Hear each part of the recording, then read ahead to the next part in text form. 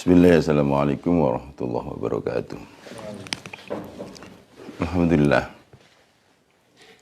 Alhamdulillah bi jami'i mahmitihi kuliha ma'alimtu minha wa lam a'lam ala jami'i ni'amihi kuliha ma'alimtu minha wa lam a'lam adada khalqihi kulihim ma'alimtu minhu wa lam a'lam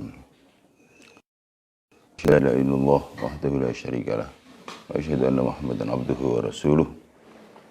Allahumma salli wa sallim wa barik ala sayyidina Muhammadin abdika wa nabiyika wa rasulika an-nabiyil kamili wa ala alihi kama yaliqu bi kamalika wa adata kamalih. Amma ba'd. Alhamdulillah, kita bersyukur pada Allah yang telah memberi rahmat sehingga malam hari ini kita bisa kembali hadir ya. Mudah-mudahan Allah memberkati kita semuanya, diberkati usianya, diberkati rizkinya, diberkati keluarganya, diberkati ilmunya, diberkati ibadahnya. Ya, mudah-mudahan puasa kita diterima oleh Allah. Ya. Ala hadiniyah wa kulli niyatin surah Al-Fatihah. A'udzu billahi minasyaitonir rajim. Bismillahirrahmanirrahim. Ar-Rahmanir-Rahim. Maliki yaumiddin.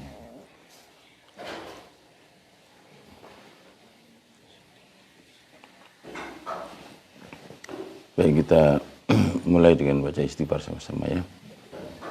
Ilahi bi'afikal azim ighfir li dhanbiyal azim fa innahu la yaghfiru ذنب العظيم إلهي بعفوك العظيم اغفر لي ذنبي العظيم فإنه لا يغفر الذنب العظيم إلا رب العظيم إلهي بعفوك العظيم اغفر لي ذنبي العظيم فإنه لا يغفر الذنب العظيم إلا رب العظيم إلهي وسيدي ذنوبي عظيمة ولكن عفوك أعظم من ذنوبي إلهي بعفوك العظيم اغفر لي ذنبي العظيم فإنه لا يغفر الذنب العظيم إلا رب العظيم فإنه لا يغفر الذنب العظيم إلا رب العظيم إلهي وسيدي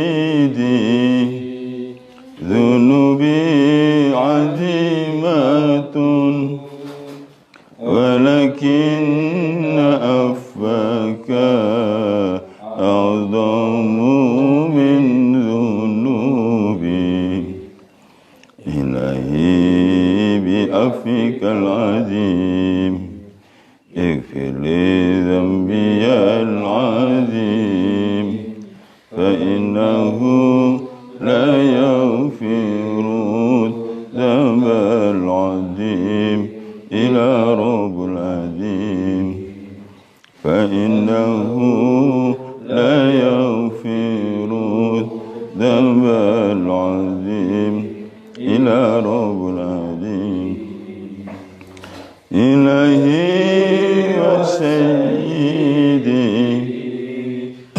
ذنوبي عظيمة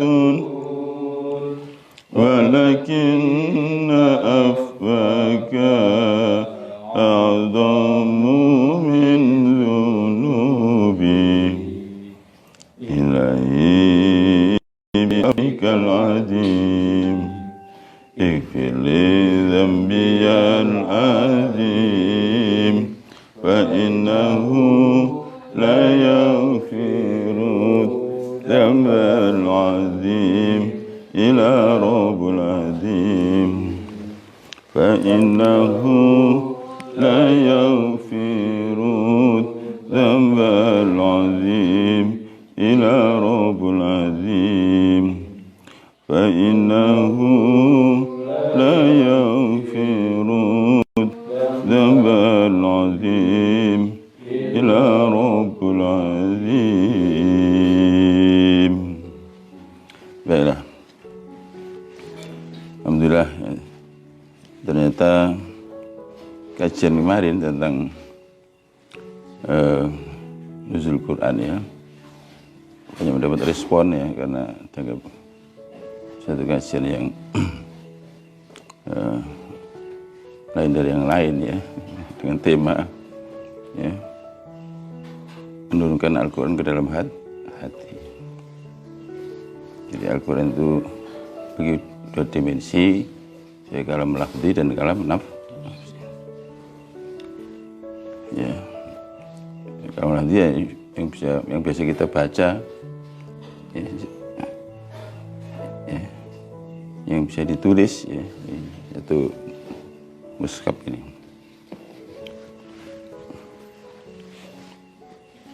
Adapun kalam nafsi adalah ya pantulan Al-Quran yang ada dalam hati kita. Ya, pantulan Al-Quran yang ada dalam hati.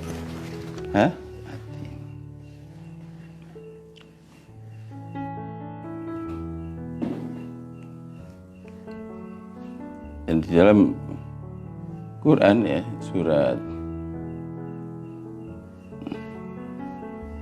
Al-Anfal ya, ayat 27, coba dicek ya.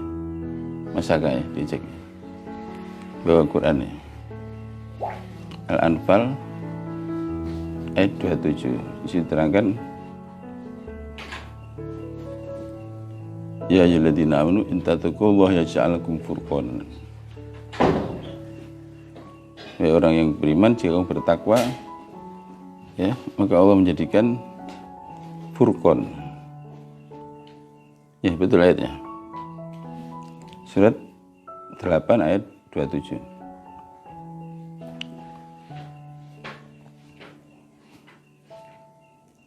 Ya.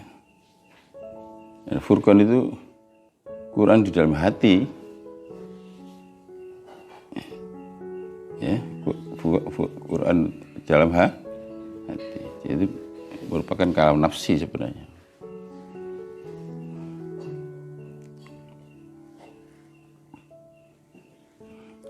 Nah, seperti saya terangkan kemarin bahwa bagaimana ya menurunkan Al-Quran ke dalam hati ini setelah Al-Quran turun di bumi ya. Itulah ya, bulan Ramadan itu seluruh ya amal ibadah dalam rangka untuk proses menurunkan Al-Quran ke dalam hati itu. Ya, hubungan antara Al-Quran sebagai kalam lafzi dan kalam nafsi itu seperti rembulan dan pantulannya. Rembulan dan pantulan. Ini manusia itu laksana bejana yang berisi air. Ya, ada 1000 bejana di bawah sinar rembulan, maka akan ada 1000 pantul asal memiliki 4 syarat. 1, ya bejananya menghadap ke arah rembu. Ya, yang kedua airnya bersih. Yang ketiga ya permukaan airnya tenang. Dan yang keempat adalah tidak ada naungan yang menjadi penghal. Nah, paralel dengan metafor ini, maka agar Quran itu ya memantul atau memancar ke dalam hati kita, maka harus ada 4 yang kita lakukan. Pertama, kita harus punya perhatian pada Al-Quran ya, dengan senang baca ya, dan merenungkannya. Maca Quran eling ana sak manane ya. Bulan Ramadan itu bulan yang dimana kita digalakkan untuk ya tadarus Quran. Ya, itu untuk tafhimul Quran. Di dalam rangka itu ya. Yang kedua ya, untuk membersihkan air tadi ya, dengan taubatan nasuh. Maka bulan Ramadan juga bulan pertobatan. Bahkan kita diajari untuk banyak baca doa istighfar. Allahumma innaka afuwwun karim tuhibbul afwa fa'fu anni ya karim. Yang ketiga, ya akhirnya puasa itu yang mujahadah itu. Untuk menundukkan hawa nafsu sehingga tidak bergejolak. Ya, yang berarti kita ini bergoncang. Ya. Yang digambarkan agar air itu permukaan air tenang. Dan mujahadah itu memiliki 4 rukun: mengurangi tidur, mengurangi makan, mengurangi pergaulan duniawi dengan itikaf ya, dan mengurangi bicara. Kemarin saya gambarkan seperti kepompong ya, seperti apa? Ulat yang berkepompong. Ya, semula dulu ulat itu banyak melakukan ya kerusakan ya, merusak tanaman, merugikan petani. Dia setelah berhenti dan bertobat ya, sungguh-sungguh dia total ya, bahkan dia berhenti makan ya, terus dia juga diam dan dia bahkan uzlah melalui akhirnya lahir jadi kupu. Dan kita jadi kupu sudah berubah, zatnya berubah ya, sifatnya berubah, asmanya berubah, afalnya berubah, zatnya berubah dari ulat menjadi kupu yang ya, dulu menjijikkan, sekarang yang mempesona dengan dua sayapnya yang indah, ya. Lalu sifatnya pun berubah, ya. Warna-warninya indah sekali, ya, bahkan bunga itu sendiri, ya. Yang ketiga apa? Namanya berubah, dulu ulat, sekarang afalnya juga berubah. Dulu pekerjaannya makan tanaman, merusak. Jadi sekarang, ya, apa, menghisap saripati bunga dan bahkan membantu penyerbu. Itu gambarannya orang yang mujahadah, ya. Jadi berkepom, ya, jangan puasa seperti ular. Ular itu ya puasa, ya. Ular itu kalau sebelum kita mau ganti kulit, ya puasa. Tapi setelah berhasil ganti kulit, tidak berubah, zatnya itu ular, sifatnya ular, namanya juga ular, pekerjaannya itu tamsil, ya. Orang yang puasa tapi nggak ada perubahan, dari tahun ke tahun puasa, ya macet aja, ya. Nggak ada peningkatan apa-apa, nggak ada metamorfosa apa-apa, ya.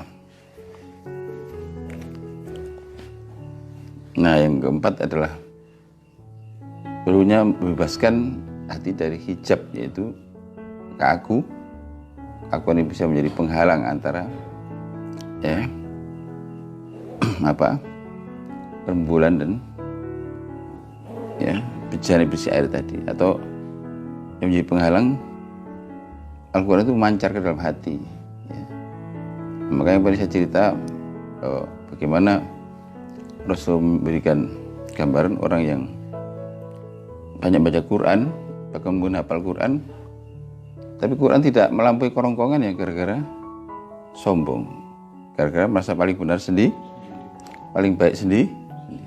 Itulah anania atau egoisme itu. Tak bisa masuk. Nah, baik, itu sudah saya terangkan. Ini ada pertanyaan, ya. Saya kira nggak ada pertanyaan, tapi ada pertanyaan, ya, dari Madura. Ya, pertanyaan ini sederhana aja. Sebenarnya sudah tercakup apa yang saya terangkan itu sebenarnya, tapi ya enggak apa-apa. Jadi pertanyaannya gini, apa kewajiban tiap muslim secara syariat pada Al-Quran? Apa kewajiban? Ya. Jadi, ya, suku bangsanya Pak Adi ini, ya. Tanya gitu, jadi apa kewajibannya setiap muslim secara syariat terhadap Al-Quran? Tadi barusan asar tadi, saya di e-book, ya.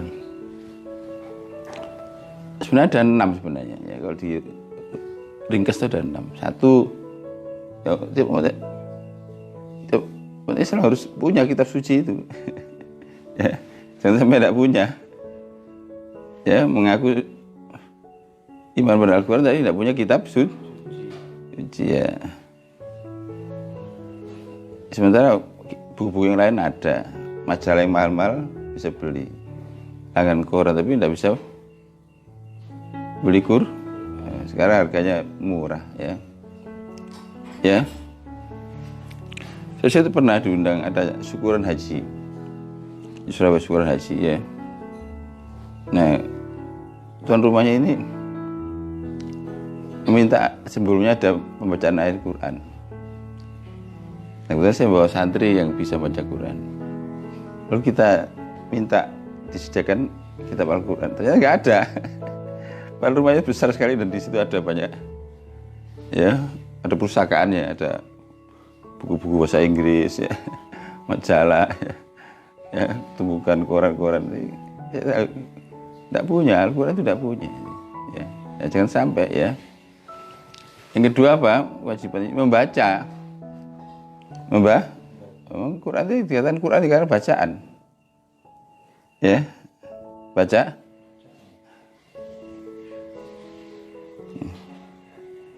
Alladzina ataina umul kitab yatluna haqqa tilawati. Ya, Al-Baqarah. Coba Al-Baqarah lihat. Ayat 121 atau 120 gitu, Pak. alladzina atainahumul kitaba yatlunahu haqqa tilawati. Ada berarti Al-Baqarah ya, ayat berapa? Nah, ayat 121 ya. Alladzina atainahumul ya. Alladzina atainahumul kitaba yatlunahu haqqa tilawati. Orang-orang yang diberikan padanya kitab akan membacanya dengan bacaan yang sebenar. Ya, ulaika yu'minu bih. Ya.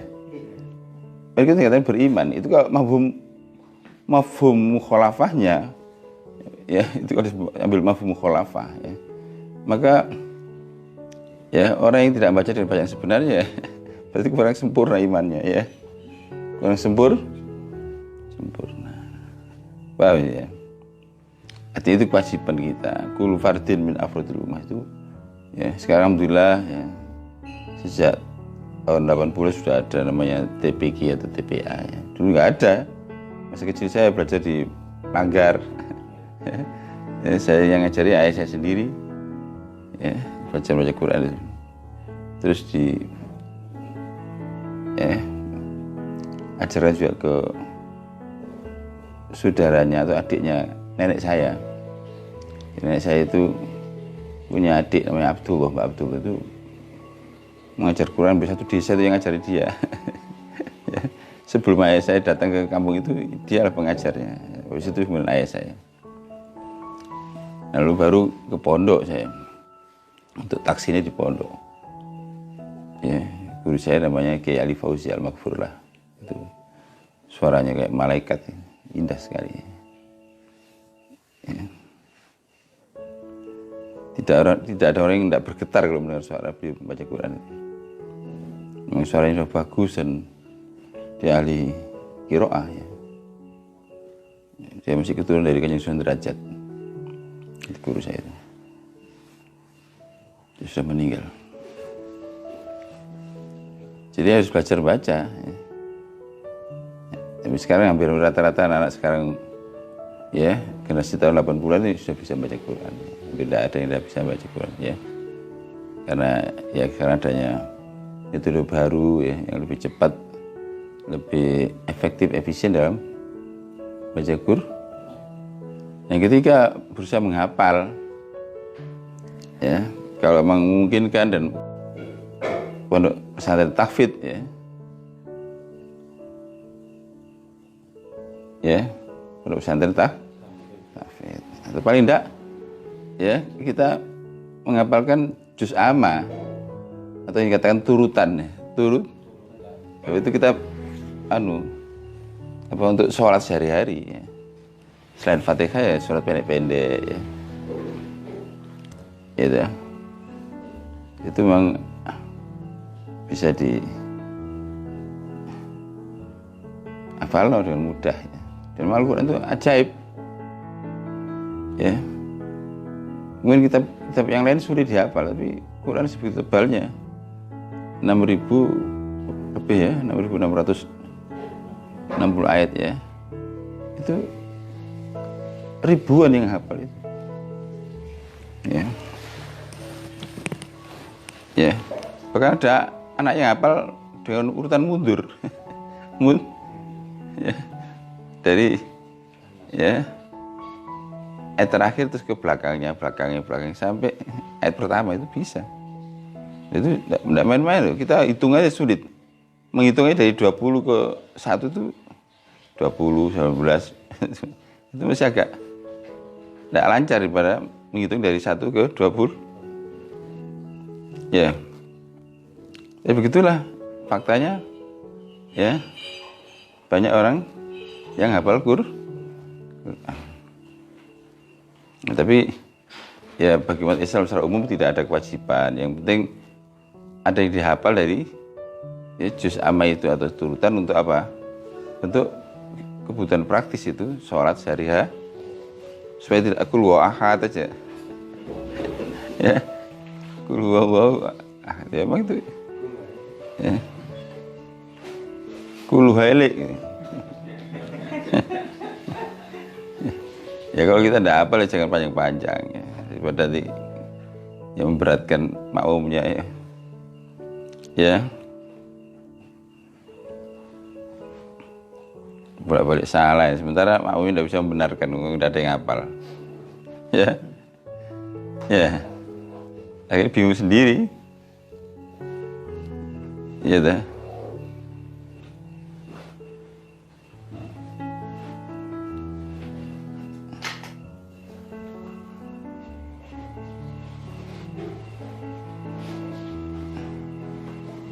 Jadi juz amma itu bisa dihafal untuk keperluan sholat sehari-hari.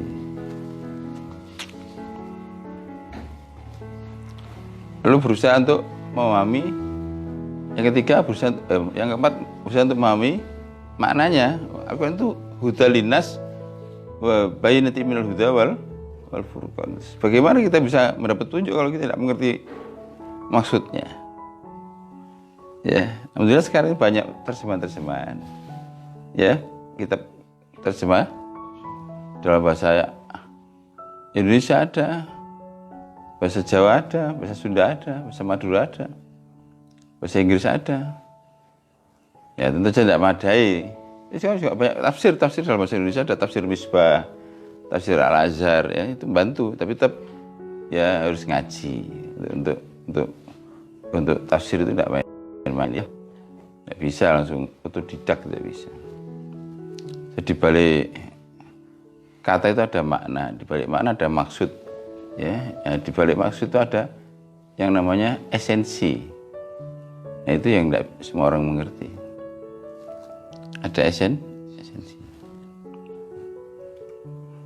Jadi punya kitab, terus mau membaca, menghafal, yang keempat mengkaji, ya. Bahkan kita ditegur dalam Quran, afala yatadabbarunal Quran am ala qulubin aqfaluha. Apakah mereka tidak mau mentadabburkan Al-Quran? Apakah di hatinya ada tutup? Ya. Afala yatadabbarunal Quran am ala qulubin aqfaluha. Ya, apakah mereka tidak mau tadabbur, merenung, ya, merenungkan. Al-Quran itu pedoman, ya, petunjuk, bayan dan furqan. Ya, alhamdulillah sekarang ini, zaman dulu, zaman Raden Ajeng Kartini itu nggak ada terjemahan ini. Beliau yang pertama mengusulkan pada gurunya Kiai Soleh Darat untuk menerjemah Quran dalam bahasa Jawa. Sehingga pertama kali ada terjemahan bahasa Jawa itu ya terjemahan oleh Kiai Soleh Darat. Ya. Beliau juga menerjemahkan tafsir Jalalain. Dulu itu saya ngaji di Lawang, ya, di guru saya itu. Di Ahmad Siddiq itu beliau menggunakan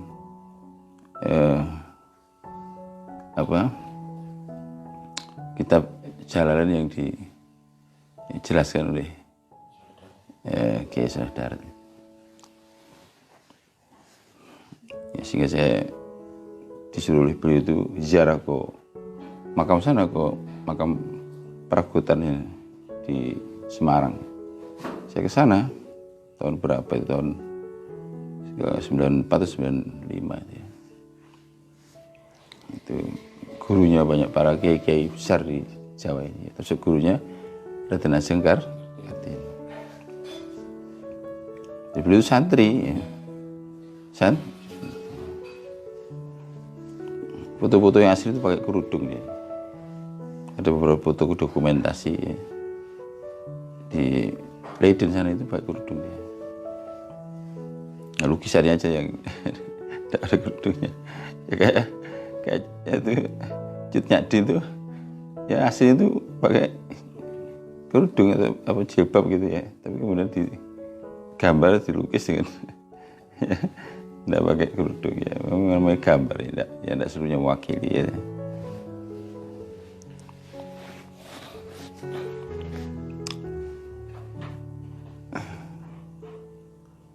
Berusaha untuk memahami maksud pesan Al-Quran. Al-Quran itu pedoman, ya. Kamu, ya, ada buku pedoman masak, tentang menu, misalkan menu Turki ya, dalam bahasa Inggris atau bahasa Turki. Nah, kamu nggak ngerti bahasa Inggris, bahasa Turki, bisa membuat masakan Turki. Ya. Buat kebab jadi undi-undi. Ini kok kebab tuh undi-undi nih karena keliru. Karena nggak ngerti resepnya, dikira-kira. Ya, itulah ya. Nah, tentu saja berikutnya adalah mengamalkan. Ya, lihat surat Zumar, surat 39 ayat 39. I'malu ala makanatikum. Beramalah sesuai dengan kedudukan, sesuai dengan keberadaanmu, atau sesuai dengan kemampuan. Itu i'malu ala makanatikum. Beramalah. Jadi mengamalkan Quran ini sesuai dengan keberadaan, sesuai dengan kemampuan. Sudah ketemu ya?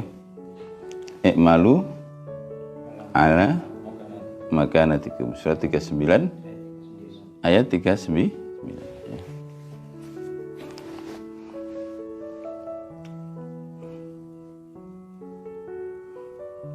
Ya, terus mengamalkan, terus menjadikan sebagai pelajaran. Ya. Jadi waktu saya masih di desa itu sempat ngaji sama ayah saya. Ya. Ya, terus saya jalanan itu di musola depan rumah itu. Tiba-tiba ayah saya itu bertanya, sebenarnya saya masih kecil, di antara yang ngaji itu orang dewasa sebenarnya. Saya hanya ikut aja, belum masuk murid sebenarnya. Hanya karena itu ayah saya ngajar, ya saya di situ gitu. Nah, ketika saya baca Al-Fil, ya, saya tanya, gimana ngamalkan ayat ini? Al-Fil, ya, itu surat tentang apa itu? Tentang pasukan gajah. Bismillahirrahmanirrahim. Alam taro kaifa fa'ala rabbuka bi aska alam yaj'al kaidahum fi tadlil wa arsala alaihim tayran ababil tarmihim bi jaratin min sijil fajalahum kasfim. Gimana mengamalkan surat ini, gimana? Kata orang, ya enggak bisa, itu sejarah kok. Ya. Terus ada yang jawab, ya bacanya kayak gini. Baca yang iya, membaca itu memang mengamal. Kalau kita seperti ya, baca itu ya ngamam. Ya, terus ada lagi, ya, nggak ada yang jawab. Terus tiba-tiba saya itu ngacung. Saya senyum-senyum. Dikira saya mau jawab ngawur gitu ya. Yang penting jawab. Saya bilang, tawakal. Saya itu kaget. Gitu. Terus katanya bilang, bagaimana kamu bisa menyimpulkan itu?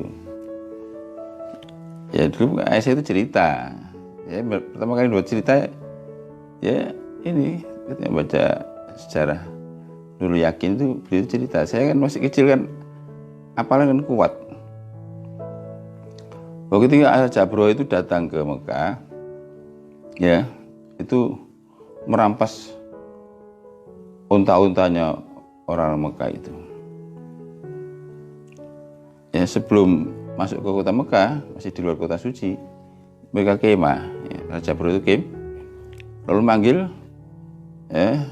Sayyidina Abu Thalib, ya, Abdul Muthalib, kakaknya Rasulullah, untuk datang. Dia bilang, saya akan menyerbu kotamu, akan hancurkan Ka'bah. Apa yang kau minta, silakan. Ya. Terus Abdul Muthalib, saya minta unta-unta dikembalikan. Gitu. Abu itu tertawa sambil mengejek. Kau pemimpin macam apa ini?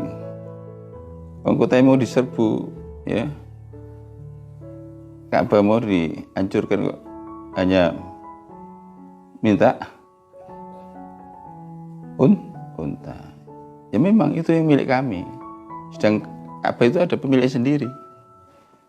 Dan saya sudah ngomong gitu pada sang pemiliknya, wahai Allah, Ka'bah inilah milikmu dan setiap pemilik akan menjaga dan melindungi miliknya sendiri. Nah, ketika Abdul Muthalib ngomong begitu, itu Raja Abraha itu langsung pucat. Ya, Bu, jadi ya Allah, setiap pemilik akan menjaga dan melindungi milik, dan Ka'bah itu milikmu, jaga dan lindungi lah. Itu pembicaraan Abdul Muthalib dengan Allah yang membuat Abraha tiba-tiba pucat. Nah, sudah, ini betul setelah mau menyerang, baru mau melewati atau melintasi batas kota suci, tiba-tiba keluar api, ya, dan bahkan akhirnya bukan hanya api dari bawah tanah, tapi dari atas pun juga ada burung-burung dengan bau kerikil yang membara. Nah, saya dari cerita itu, saya merenung, saya menyimpulkan, oh berarti surat Al-Fil ini pesan yang ada tersembunyi di balik itu supaya orang itu tawakal.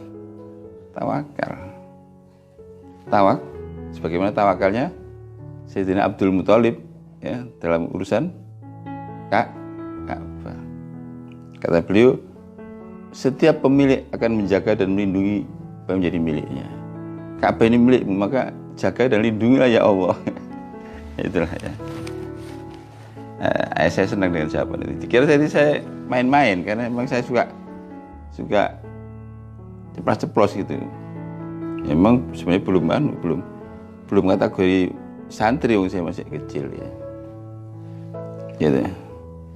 Yang ngaji itu orang dewasa. Jadi mengamalkan itu ya. Itu saja di sini mengamalkan pesan Al-Qur'an. Kan syarat ikhlas. Wa ma umiru illa liya'budullaha mukhlishina lahud. Ya, tidak aku perintahkan mereka manusia kecuali untuk mengabdi pada Allah dengan ikhlas. Berikutnya yang keberapa? Tadi memiliki, membaca, menghafalkan, mengkaji, mengamalkan, ya. Yang keenam sekarang adalah mengajarkan. Mengajar, tetapi yang mampu, yang bisa harus mengajarkan. Ya. Bahkan Quran menggelar orang demikian itu sebagai robbani. Kunu robbaniin bima kuntum tu'allimul kitab wa bima kuntum tadrusun. Jadilah kamu robbani karena kamu ya mengkaji dan mengajarkan kita. Kunu robbaniin bima kuntum tu'allimul kitab wa bima kuntum tadrusun. Ya. Jadilah kamu robbani yang mengajarkan Quran dan mengkajinya.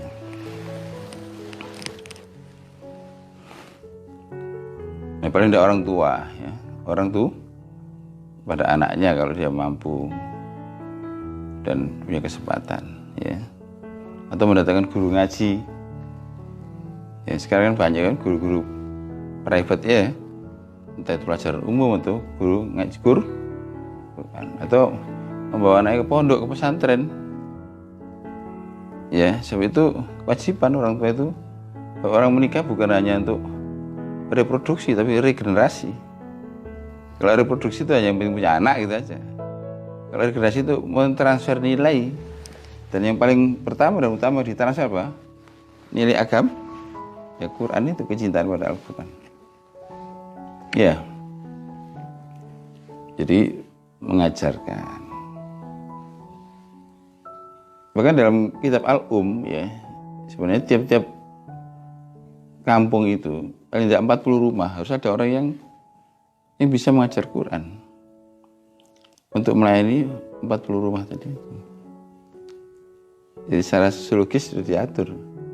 Jangan sampai di satu kampung atau satu perumahan sama sekali tidak ada orang yang bisa ngajar Quran. Ya, selama ini kan sering gitu. Mendatang orang dari luar ya. Ya, bon-bonan. Ya. Artinya di kampung situ nggak ada yang bisa mengajarkan Quran. Padahal harusnya mestinya setiap 40 rumah itu harus satu orang alim Quran yang bisa mengajar Quran dengan seluruh ya hukum-hukumnya.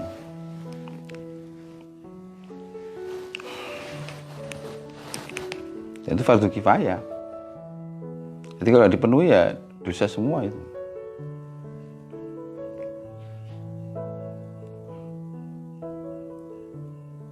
Alhamdulillah sekarang juga kesadaran itu luar biasa. Ya. Di beberapa masjid di Surabaya, di Al-Falah, di Masjid Agung itu orang dewasa, orang tua-tua itu belajar ya baca Quran dengan metode-metode yang sudah diperbarui ya, dari metode-metode yang dulu kan semuanya metode Al-Baghdadi, sekarang macam-macam dari Qiraati, Iqra, Tilawah, Umi, apalagi itu. Ya, Pak, Al-Farqi dan lain sebagainya. Ya.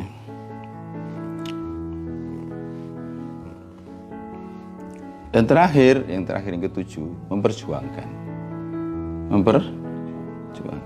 Jadi di dalam Al-Quran kita diperintahkan untuk berjuang, untuk memperjuangkan nilainya Al-Quran. Ya, akhirnya nilai apa? Ya kebenaran, ya keadilan, ya dan kemanusiaan.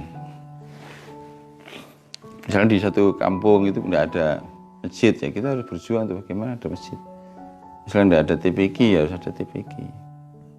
Berjuang di situ, ya kan? Mungkin perlu ada lagi bahkan madrasah di situ, karena di daerah itu nggak ada sekolah diniyah, ya itu perlu ada sekolah dini. Masing-masing orang tidak boleh apatis, ya. Karena kita harus punya rasa tanggung jawab. Bahkan ada satu hadis sahih bahwa man la yahtama bi umur muslimin falaysa minna. Man la yahtama bi umuril muslimin falaysa minna. Siapa orang yang tidak tahu menahu mengenai urusan kaum muslimin, bukan golongan kata Rasulullah. Ya, dalam syarah hadis ini walaupun orang itu sholat, puasa, haji, ya, tidak tahu menahu persoalan yang penting saya sholat, yang penting saya puasa, yang penting saya haji. Ya. Sementara di situ banyak orang fakir miskin, ya, banyak orang ya kelaparan, ya, banyak orang tidak sekolah, ya, paham sih. Dulu itu ketika saya itu pernah, tapi alhamdulillah dia jadi baik. Di Surabaya itu ada masjid, ya mangkrak sampai bertahun-tahun nggak jadi-jadi, ya toh. Iya toh, di daerah sana dekat Rungkut sana. Mungkin sudah 13 tahunan nggak jadi-jadi. Nah, suatu kali saya diundang ada acara akikah di, ya tidak ada jauh dari masjid itu. Ya toh, ternyata itu mantunya wali kota. Yang undang saya itu, ya anaknya mantunya tadi. Akhirnya saya dikenalkan ke ayahnya, itu saya wali kota. Bukan wali kota Surabaya, wali kota lain. Nah, dia cerita dengan bangganya bahwa tiap tahun dia satu keluarga itu umroh bulan Ramadan. Setiap tahun satu keluarga itu berhari raya di Madinah. Ada cerita. Oh ya, bagus sekali Pak. Ya, tapi di sini ada masjid sudah 13 tahun mangkrak Pak, enggak jadi-jadi. Ya. Apa enggak sebaiknya juga itu diperhatikan aku. Saya beri semangat, saya beri dorongan. Asal ini loh, saya bukan apa? Pertama bukan panitia, ya. Juga bukan pengurus takmir situ. Ya, tapi kan ini kan satu komplek, ya, satu perumahan. Ya. Dan apalagi Bapak punya kemampuan. Tiap tahun bisa umroh bersama keluarga. Terus saya berikan ya semangat, dorongan, dan stimuli. Ya. Besok pagi-pagi saya ditelepon sama ketua takmirnya, namanya Pak Sulaiman, namanya orang dari Maluku, ya, pensiunan ABRI.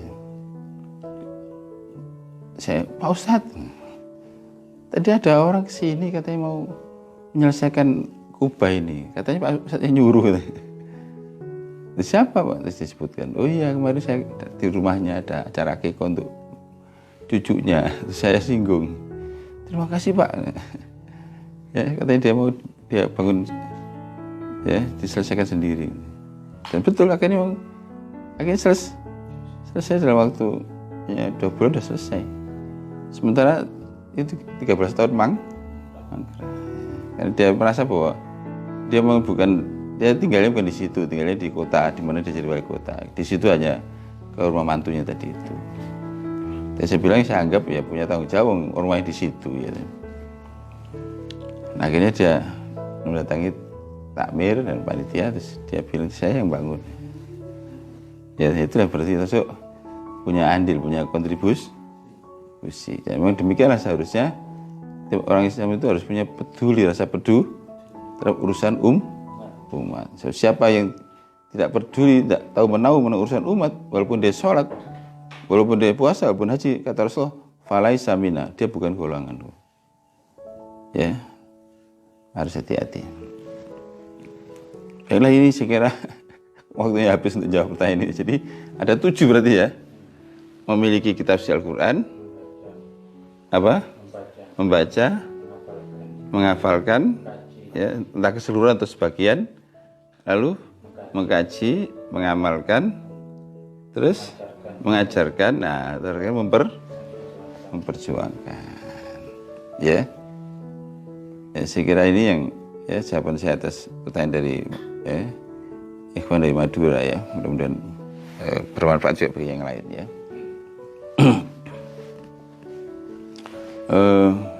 Selanjutnya ya.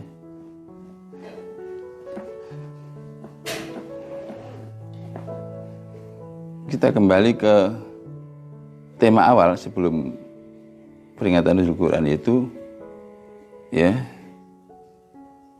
jalan untuk mendekatkan diri pada Allah. Taqarrub ilau.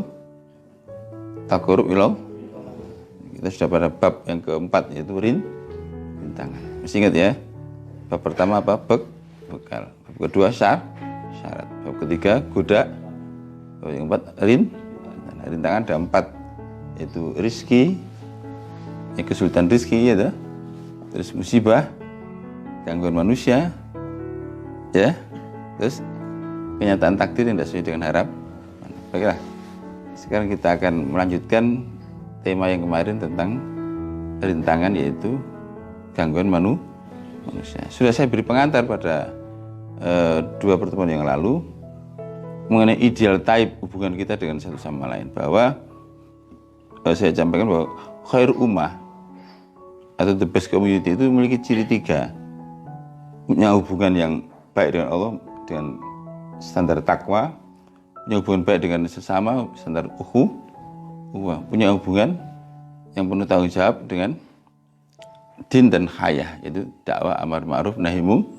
Sudah saya terangkan itu kemarin atas dasar surat Ali Imran ya. Coba dibuka Ali Imran ayat 102, 103, 104 ya.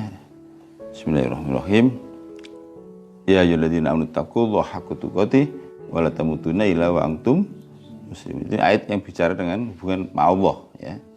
Orang beriman bertakwalah pada Allah dengan sebenar-benar takwa dan jangan kau mati kecuali dalam keadaan berserah.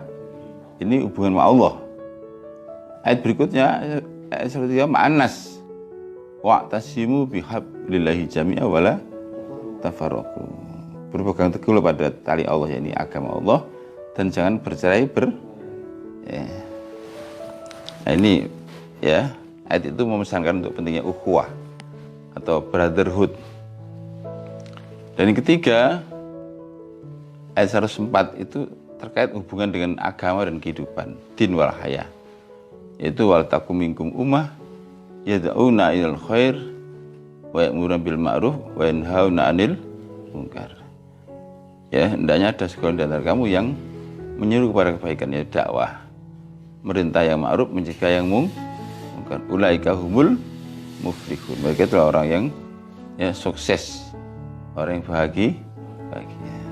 Itu sudah saya sampaikan ini ya, pengantar kemarin. Hanya saya terangkan kemarin bahwa umat Islam sekarang kenyataannya dalam 3 parameter ini mengalami krisis dalam hubungan Allah, ya, ketakwaannya, ya, krisis. Terbukti banyak orang yang berbuat maksiat justru di kalangan umat Islam sendiri. Yang kedua, krisis dalam bidang ukhuwah. Tidak hanya secara global, bahkan secara nasional atau secara regional, secara lokal. Sampai ceritakan sudah satu agama, satu organisasi sosial Ka'bah, kawan. Bahkan satu partai itu berarti sudah ada 3 ikatan kan? Ikatan satu agama, ya, satu lembaga sosial keagamaan, satu tapi juga bertikai, ya, berpecah sehingga tidak kompak. Dan yang ketiga juga gitu, krisis dalam bidang dakwah amar ma'ruf nahi munkar, sehingga kualitas umat Islam menurun, ya. Bukan hanya jumlahnya, bukan dalam kuantiti tapi kualitinya menurun. Prosentasinya sudah menurun, ya. Dulu 99% sekarang hanya berapa persen? 83 atau berapa, ya. Ya, sementara kualitas juga menurun. Secara umum. Nah, itu semua karena lemahnya semangat dakwah amar ma'ruf nahi munkar. Nah, kita sekarang fokus pada yang kedua tadi, hubungan ma'anas, ya. Bahwa sesungguhnya lambang atau kewajiban orang beriman itu dalam hubungan dengan hablum minan nas itu adalah bersaudara. Jadi persaudaraan itu tuntutan iman, ya. Paham ya? Persaudaraan tuntutan iman. Jadi jangan sampai dikalahkan karena urusan harta, ya, urusan, ya, politik, atau apalagi hanya urusan hubungan personal, ya, masalah-masalah pribadi, ya. Ya, banyak orang itu putuskan persaudaraannya karena, ya, urusan-urusan sepele. Nah, berarti kalau gitu mana yang lebih dihargai? Ya, padahal tadi bahwa persaudaraan itu apa? Kewajiban keimanan. Artinya kalau orang itu beriman ya harus bersaudara. Ya, lihat surat 49 ayat 10, innamal mu'minuna ikhwatun. Ya. Innamal mu'minuna semua orang mukmin itu bersaudara. Ya, faslihu baina akhwaikum wattaqullah. Surat 49 ayat 10, ya. Ada Pak Ati? Sudah baca apa ya? Baca singkat aja. Enggak terjemah juga. Sesungguhnya orang-orang mukmin itu bersaudara. Karena itu damaikanlah antara kedua saudaramu yang berselisih dan bertakwalah kepada Allah agar kamu mendapat rahmat. Nah, ya. Innamal mu'minuna ikhwatun. Faslihu baina akhwaikum wattaqullaha la'allakum turhamun. Ya. Jadi kalau menurut ayat ini, persaudaraan itu konsekuensi daripada iman. Ya. Maka jangan sampai terus kamu memutuskan persaudaranya karena urusan-urusan pribadi. Ya. Ya. Persaingan cinta dan sebagainya. Atau putus cinta. Ya, Nal, ya, tetap bersaudara, Nal, ya. Ya, Nal. Ya, tetap bersaudara, Nal, ya. Tetap menganggap saudara, Nal, ya, walaupun disakiti, ya. Ya. Dia berkali nyanyi apa? Kau balas air susu dan air tauba. Itu karena itu urusan duniawi. Sedangkan persaudaraan itu apa tadi? Konsekuensi daripada keimanan. Harus dihargai. Ya. Apa masalah pekerjaan, masalah ekonomi, masalah warisan, kadang itu, ya, saya itu pernah mendamaikan keluarga yang sudah mungkin 15 tahun tidak saling berkunjung saling menyapa, ya, orang dari Kalimantan, tapi bisa gitu, ya kakak adik, ya gara-gara warisan. Saya sadarkan, tapi alhamdulillah bisa, ya. Putus hubungan persaudaraan gara-gara masalah politik, perbedaan pilihan, ya, perbedaan partai, ya. Dulu ya nggak saya sebutin, pokoknya ada itu orang yang sepupu mau saling besaran, jadi gara-gara perbedaan pilihan gubernurnya beda. Bayangin kan, kasihan itu. Anaknya jadi korban karena orang tuanya berbeda orientasi atau pilihan politik, lalu akhirnya ya yang sudah direncanakan itu pernikahan itu gagal. Ya. Kejadian nyata, gitu. Atau di desa juga pernah ada yang karena masalah pilihan desa itu ya karena beda pilihan nggak jadi, dibatalkan. Itu tidak boleh, keterlaluan. Atau karena kadang-kadang masalah urusan madhab, pemaham, itu sering terjadi itu. Untuk kelompok-kelompok, ya, menganggap orang lain itu, yang lain pemahaman bukan ikhwan, bukan mina, itu minhum, itu apa itu? Ya, bahkan membagi orang. Kalau kelompoknya sendiri alun nur, orang luar ahli nar. Ya, ahli neraka. Kata ada seorang penceramah, apa neraka itu punya mbahmu katanya. Ya. Begitu mudahnya orang masuk ke dalam neraka, sedikit neraka. Ada itu penceramah yang lucu itu dari Makassar itu. Kata dia, apakah neraka itu punya nenekmu?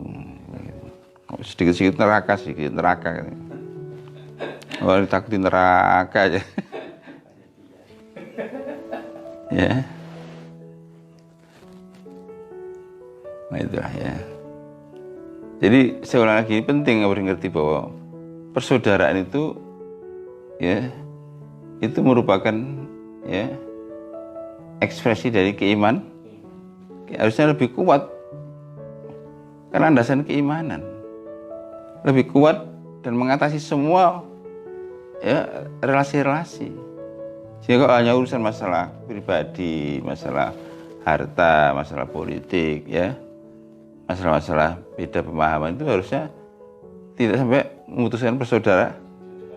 Gagal berarti itu berarti penghalang akhirnya, ya, paham sih. Nah ini penting supaya kita ngerti. Dan sesungguhnya tadi innamal mu'minuna ikhwatun fa aslihu baina akhakum wattaqullaha la'allakum turhamun. Kata ikhwatun dan kata akhun itu arti sebenarnya secara leksikalnya itu saudara kandung. Jadi akhun itu artinya saudara kandung. Nah, kenapa kok hubungan keimanan dengan digunakan istilah ikhwah? Artinya walaupun kau bukan saudara kandung, tapi karena ada kesamaan akidah itu, maka sama dengan saudara, hubungan sama saudara kan. Jadi, walaupun ada hubungan genealogi, tapi ada hubungan ideologi. Harus sekuat hubungan darah. Harusnya seperti itu. Sehingga ada kohesivitas sosial. Dan itu zaman Wali Songo itu sudah diterjemahkan dalam bahasa sosiologi sehari-hari, sehingga orang itu manggil dengan saudara-saudara. Saudara itu terjemahan dari, ya, ikhwatun tadi, nama mukminuna saudara, ya, bahasa Jawanya dulur-dulur, ya, itu dari kata saudara, ya, seolah, ya, satu, ya, rahim, satu darah yang sama, sedulur dari kata ludiro, artinya saudara, teman itu. Ya, hanya orang Nusantara aja, Indonesia sih yang punya manggil. Yang Indonesia masih saudara-saudara. Kalau Malaysia kan manggilkan tuan-tuan, puan-puan, ya. Ya, kalau di Inggris ya ladies and gentlemen. Pramugari untuk kikis, kakek ngemut permen. Ya. Kalau saya diundang ke London tuh saya bilang my brother, my sister. Jadi orang gila. Di sana brother, sister itu ya saudara kandung, ya, saudara kan.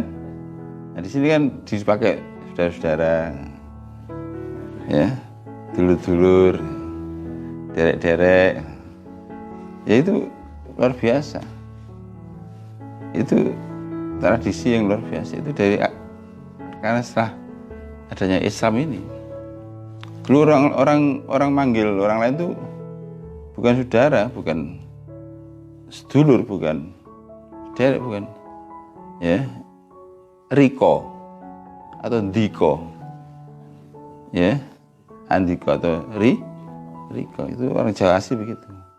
Lalu ada perubahan setelah dilepaskannya kasta-kasta. Zaman dulu ada kasta, ya, dulu di Jawa itu ada kasta-kasta. Zaman dulu memang ada kasta Brahmana, kasta Ksatria, kasta Sudra, kasta Waisa, kasta Paria, itu ada namanya catur warna atau stratifikasi sosial. Dan itu tertutup, artinya orang Brahmana tidak boleh, ya, menikah sama orang Ksatria dan sebaliknya juga gitu. Ksatria tidak boleh menikah sama orang-orang, ya, Waisa, dan begitu juga Waisa dengan Sudra, apalagi dengan Paria, dengan tidak punya kelas, ya. Nah, Islam datang dengan ajaran egaliter, menganggap bahwa sesama hamba Allah itu sudah saudara, dilepaskanlah. Ya, di Bali aja masih ada strata sosial, ya. Ini kan pernah tinggal di Bali, ya. Ada masih saya nggak tahu strata sosial ada Gusti gitu, ya. Tapi mungkin tidak terlalu tertutup, ya. Tidak short system, ya. Tapi dulu ketat sekali, ya. Dulu tuh nama aja tidak boleh main-main. Namanya orang biasa, tidak boleh niru namanya orang ningrat, tidak boleh niru namanya anaknya raja, ya. Dulu anak raja itu namanya dihubungkan dengan benda-benda langit seperti Damar Wulan, Condro Kirono itu, ya, Trenggono itu terang ing anggono, artinya bintang Mars, ya. Itu kalau anaknya raja. Kalau pejabat atau pembesar maka namanya bukan dengan binatang, ya, Lembu Suro, ya, Kebun Danu, ya, Kebu Marcuet, Kebu Ijo, ya, puncaknya itu Gajah Mada. Itu lambang bahwa dia itu orang ningrat, pejabat. Itu tradisi zaman dulu, ya. Artinya menggambarkan status sosial. Ya, nama itu sudah menggaris ciri. Adapun nama orang biasa itu dihubungkan dengan nama-nama hari. Kalau Paeng ya Painten, Paera, Paijo, Paimin, ya, Pon ya Poniman, ya, Ponira, Ponija, ya, seperti itu zaman dulu itu. Nah, itu betapa terjadinya stratifikasi Nah, Kanjeng Sunan Ampel datang bersama para wali songo itu direformasi, ya, dengan ajaran kesadaran ukhuwah. Jadi ini landasannya di sini. Saya beri mauan dulu supaya nanti orang itu mengerti bahwa, ya, apa yang menjadi intisari dalam human relationship ini, dalam relasi dengan manusia ini, dengan sama orang beriman, ya, cinta dan kasih sayang. Cinta dan kasih, artinya tauhid itu mengamanatkan kasih sayang satu sama lain. Jadi kepada Allah kita mentauhidkan Allah, mengisahkan Allah, kepada sesama kita kasih sayang. Saya ulangi, kepada Allah kita mentauhidkan Allah, ya, dan kepada manusia kita kasih sayang. Dulu, zaman dulu, istilah-istilah yang zaman Yahya Pansuri itu kalau ada perbedaan cinta kasih sayang. Kalau cinta itu untuk Allah, ya. Nah, kasih sayang untuk sesama. Cinta itu hanya untuk Allah.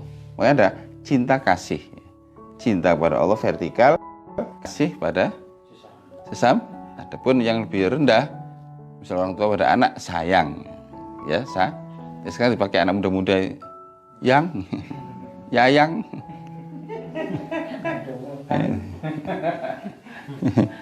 Reginal kadang panggil yayang nggak jadi. Batal yayangnya. Jadi aslinya itu tidak begitu. Jadi asli cinta itu ada untuk Allah, kasih untuk sesama. Adapun sayang tadi untuk orang yang senior pada junior, ya. Orang tua untuk anak, ya. Terus dipakai sama anak-anak sekarang itu sayang-sayangan. Ya. Ya. Ya, manggilnya yang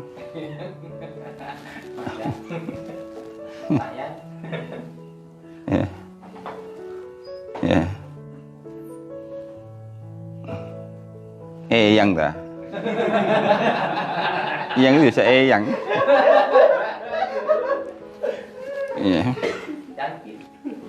Jadi ini saya jelaskan rekonstruksi sosial budaya. Jadi bahasa itu dulu sudah tertib sudah. Artinya dulu cinta itu hanya untuk Allah, vertik. Kasih untuk sesama, ya, cinta, ada padanan cinta kasih, ya. Cinta kasih. Nah, ditambah kasih sayang itu ada hubungan dengan tadi orang tua pada anak, guru pada murid, ya, seperti itu. Ada kata belas kasih, masa pada Allah belas kasih. Belas kasih itu pada sama. Adapun sayang itu bisa orang tua itu dulu manggil anaknya sayang, ya, sayang. Ada anak yang nangis sayang, ya, cup sayang. Tapi sama anak sekarang dipakai untuk pacaran.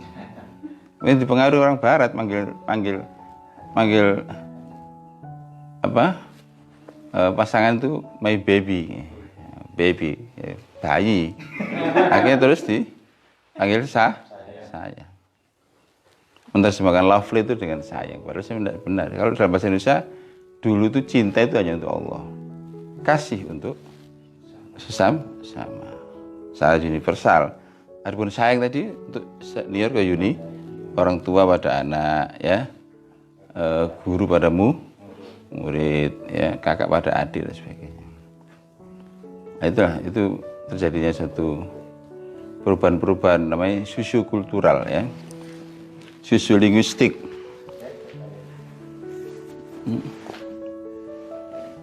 Baik, nah ini dasarnya dulu, dasar hubungan kita satu sama lain. Nah, tetapi ya ini sekarang lanjutannya. Coba berapa sekarang?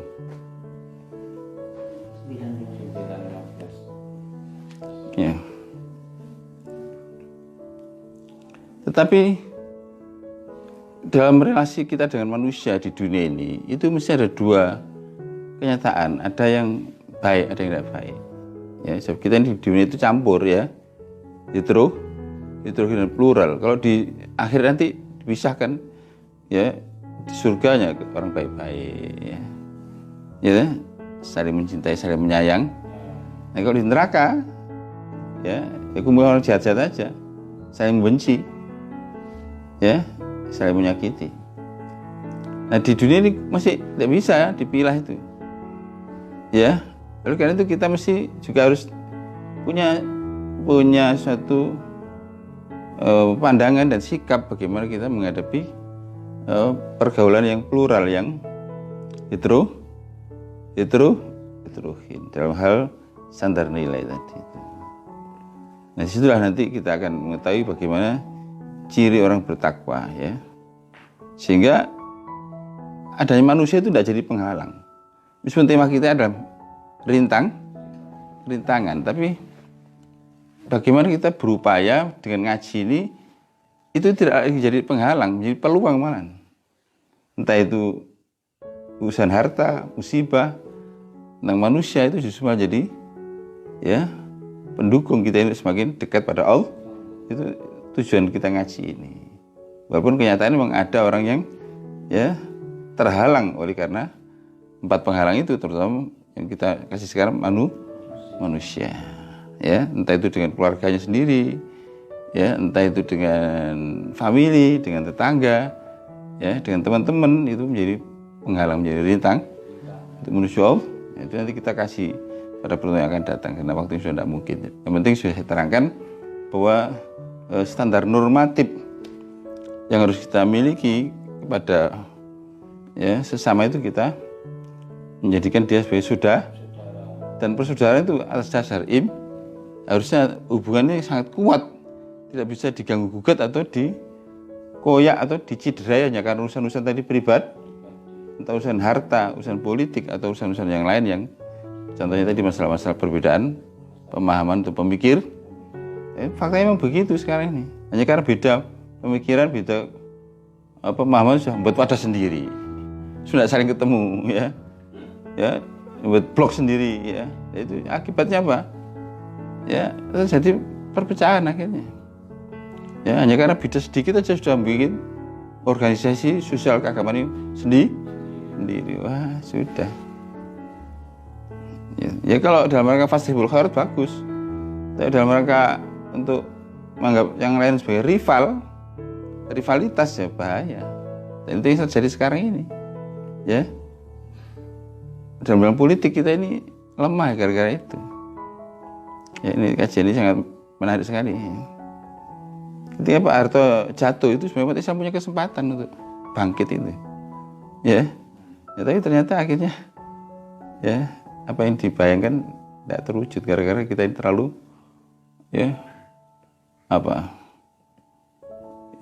banyak bertikai.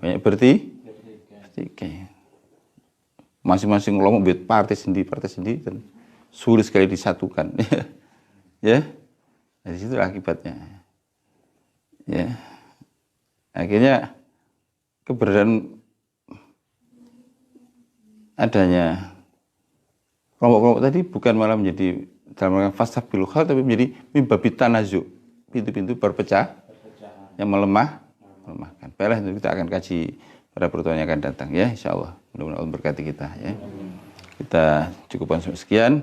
Mari kita sama-sama baca doa. Asyhadu an la ilaha illallah, astaghfirullah, as'alukal jannah, wa a'udzubika minan nar. Asyhadu an la ilaha illallah, astaghfirullah, as'alukal jannah, wa a'udzubika minan nar. Asyhadu an la ilaha illallah, astaghfirullah, as'alukal jannah, wa a'udzubika minan nar. Allahumma innaka afuwun karim, tuhibbul afwa fa'fu anna ya karim. Allahumma innaka afuwun karim, tuhibbul afwa fa'fu anna ya karim. Assalamualaikum warahmatullahi wabarakatuh.